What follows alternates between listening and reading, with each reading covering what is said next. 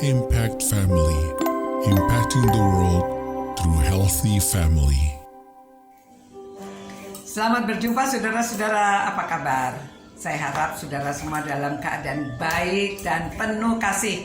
Karena kita akan membicarakan, merenungkan firman Tuhan mengenai kasih.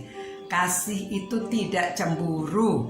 Ya saudara, cemburu itu apa? Cemburu itu merasa dirinya diperlakukan kurang daripada orang lain. Atau cemburu itu jealous ya. Karena kok orang lain bisa mendapatkan lebih banyak dari saya, atau kok orang lain bisa lebih baik dari saya. Karena dirinya kurang secure ya, kurang merasa aman, kurang merasa puas ya, sehingga dia merasa orang lain lebih baik dan dia jealous. Bisa cemburu itu bisa ada yang negatif, ada yang positif ya. Hari ini kita bicarakan yang negatif.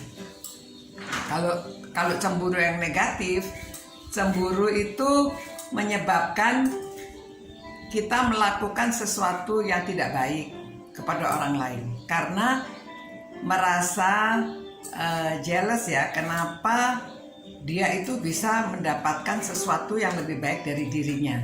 Nah, biasanya cemburu itu dikonotasikan untuk kekasih ya, percintaan.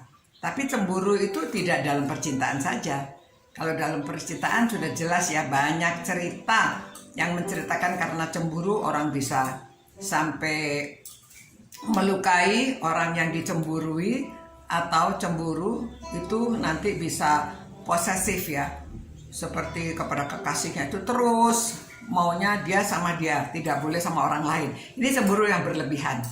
Orang bicara saja sedikit sama orang lain, dia sudah merasa tidak secure, dia merasa disaingi. Nah saudara, kalau di antara anak-anak ya saudara, ini sering terjadi di dalam keluarga. Kita bicarakan di keluarga ya. Kalau orang tua, anak-anak itu merasa beda, dibedakan kasihnya ya. Kenapa si kakak boleh, saya tidak boleh? Dia tidak tahu alasannya. Nah, itu menjadi cemburu. Kadang-kadang adik bisa melakukan sesuatu yang tidak baik terhadap kakaknya, atau kakak terhadap adiknya. Nah, lebih sering kalau pada waktu kita mempunyai anak pertama, segala sesuatu untuk dia tidak cemburu. Tetapi begitu punya anak kedua, dia mulai cemburu karena orang tua lebih memperhatikan anak yang kedua.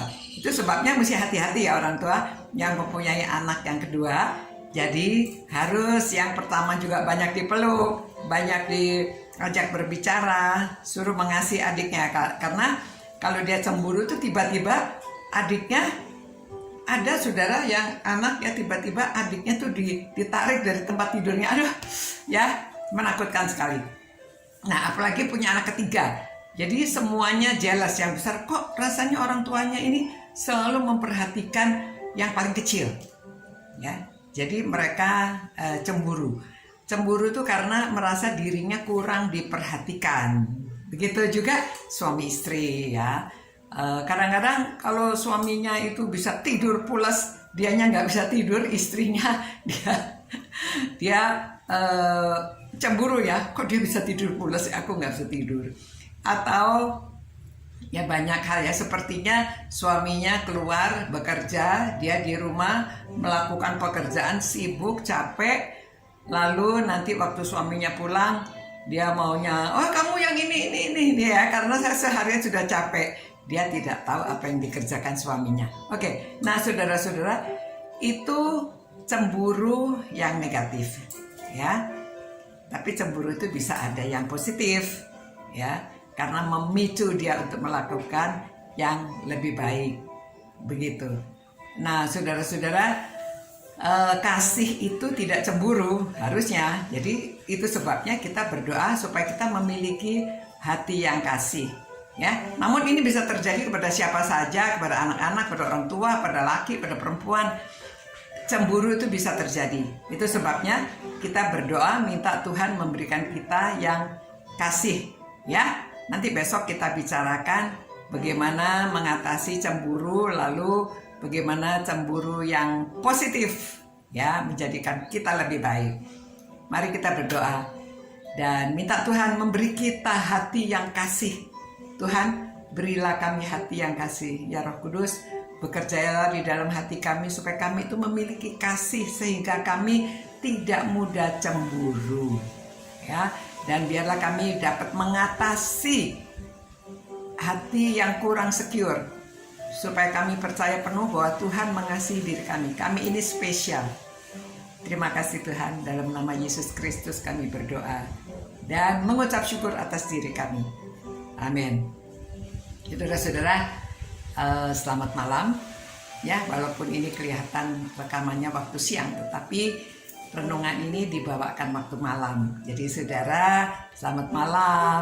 Tuhan memelihara dan menyertai saudara-saudara. Sampai berjumpa lagi besok. Ciao. Impact Family, impacting the world through healthy family.